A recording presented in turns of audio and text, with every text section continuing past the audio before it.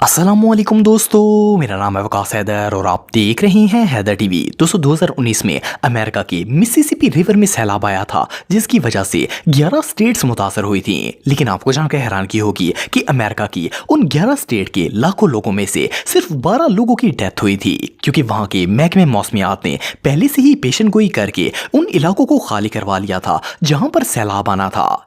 लेकिन पाकिस्तान में ऐसा क्यों नहीं हुआ? पाकिस्तान के क्लाइमेट डिपार्टमेंट ने इस सैलाब की पेशन गोई क्यों नहीं की? क्योंकि रातों रात तो कहीं पर भी सैलाब नहीं आता।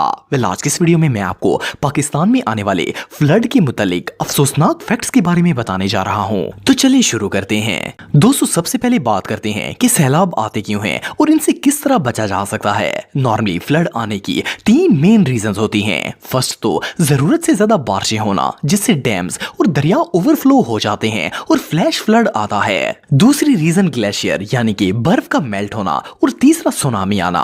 पाकिस्तान में इस वक्त फ्लैश फ्लड की सिचुएशन है जो कि बहुत ही खतरनाक होती है। अब बात करते हैं कि सैलाब से किस तरह बचा जा सकता है।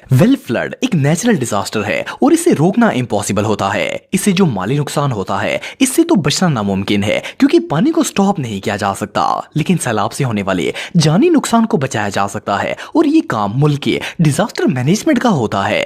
दुनिया के तकरीबन हर मुल्क में ही क्लाइमेट कंट्रोल डिपार्टमेंट बनाए जाते हैं जो कि मुल्क की मौसम की सूरत हाल पर नजर रखते हैं। आपने अक्सर न्यूज में सुना होगा कि फलां जगह पर बारिश का इम्कान है। मीडिया वाले ये इंफॉर्मेशन महकमे मौसमियात से ही हासिल करते हैं। सो क्लाइमेट डिपार्टमेंट वालों को पता होता है कि पाकिस्तान के किस इलाके में कितनी बारिश हो सकती है और ये लोग इसे प्रेडिक्ट करके किसी भी फ्लड सिचुएशन के लिए तैयार रह सकते हैं। जैसा कि मैं आपको वीडियो के शुरू में बता चुका हूं कि 2019 में अमेरिका के मिसिसिपी रिवर में सैलाब आया था और इस सैलाब ने एक नहीं बल्कि 11 स्टेट्स को तबाह कर दिया था। लेकिन क्योंकि वहां के क्लाइमेट डिपार्टमेंट ने पहले से ही इसे प्रेडिक्ट करके डिजास्टर मैनेजमेंट को बता दिया था, तो इन्होंने सैलाब आने से पहले ही उन तमाम इलाकों को खाली करवा लिया था जहां पर सैलाब आना था। मिसिसिपी फ्लड ने ऑलमोस्ट 20 अरब डॉलर्स का माली नुकसान किया था, पर 11 स्टेट में से सिर्फ 12 लोगों की डेथ हुई थी और सैलाब के हिसाब से जानी नुकसान ना होने के बराबर था। लेकिन सोचने की बात यह है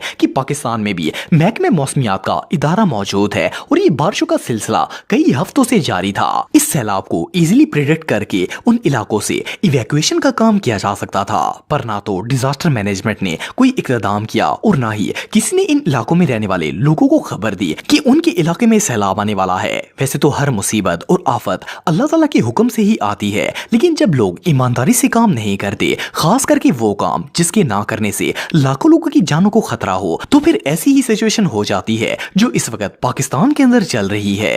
अल्हम्दुलिल्लाह अब पाक फौज और कई इदारे सैलाब से मुतासर होने वाले इलाकों में सबकी मदद कर रहे हैं। पर जस्ट इमेजिन कि अगर डिजास्टर मैनेजमेंट पहले ही ये काम शुरू कर देती तो कितने लोगों की जान बच जाती। अनफॉर्चुनेटली इस सैलाब से पिछले चंद दिनों में 1128 लोग पानी में डूब गए, जिनमें 340 मासूम बच्चे भी शामिल थे। इसके अलावा पाकिस्तान आर्मी का एक हेलीकॉप्टर जो कि लोगों की मदद करने के लिए आया हुआ था, वो भी इस मौसम की जद में आ गया और क्रैश होकर तबाह हो गया। इस हेलीकॉप्टर में 6 सोल्जर्स मौजूद थे जो कि इस हादसे में शहीद हो गए। अब ये सैलाब और भी तबाही मचा रहा है और डेली बेसिस पर ऑलमोस्ट 100 लोग डूबकर मौत का शिकार हो जाते हैं।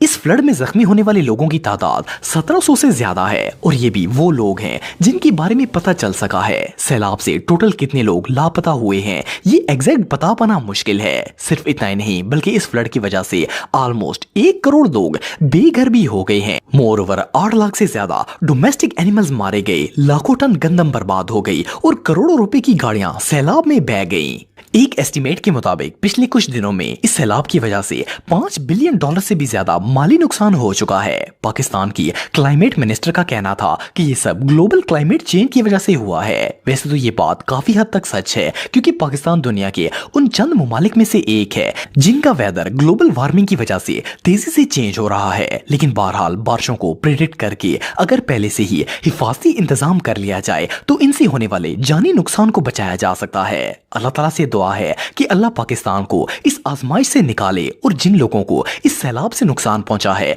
इनकी हिफाजत फरमाए और इन्हें इसका बेहतरीन सिला अता करे। आमीन।